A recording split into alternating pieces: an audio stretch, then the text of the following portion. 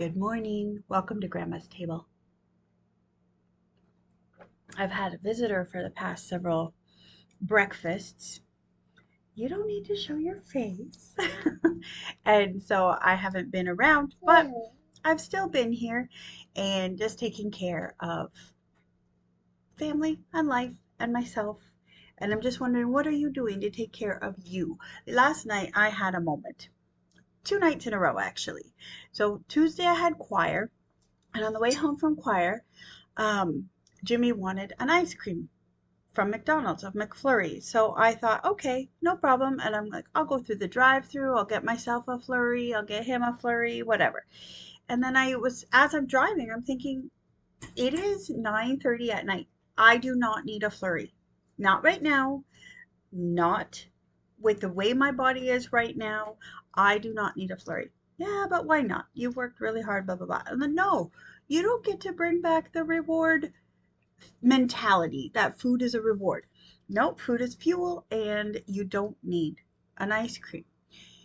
And so I was debating. What am I going to do? What am I going to choose to do? Am I going to choose to get just a small one? Am I craving an ice cream because I'm actually wanting ice cream or dairy of some sort? And I had to think through, what does my body want from me right now? My body wanted me to go home, have a tea, and go to bed, which I ended up doing. I made the right choice to take care of me. It was not easy. You guys know, ice cream and coffee are my love languages. I love my ice cream. And I was just like, no, I don't need it. It's not a need. So last night I got home and I was feeling kind of ugh all day. And it was not because I didn't have the ice cream. It was just very busy at work and my brain was scattered on a couple things. I got some emails, just processing stuff, right? So I'm sitting there with Hannah. I'm watching The Rookie and I'm just like, oh, I could use another episode of this and just sit here for a bit.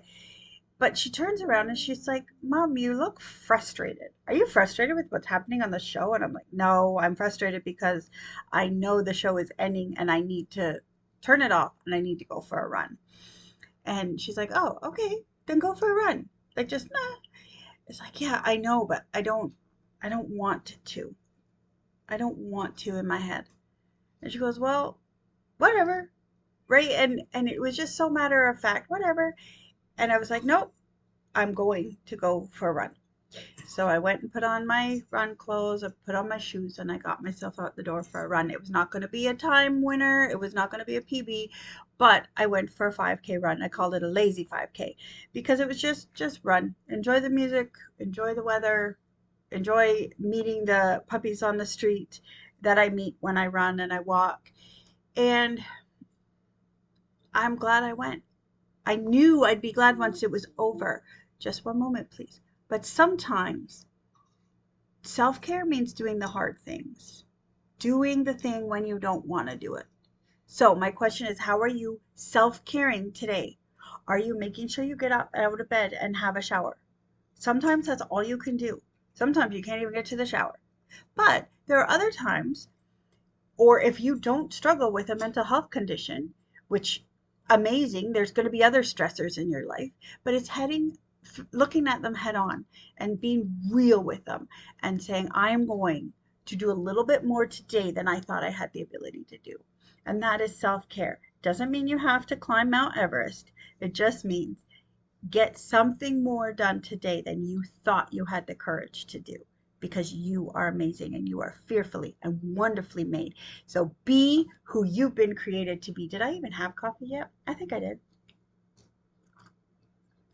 Just keep your feet on the ground and your head in the clouds and know that I love you. Bye.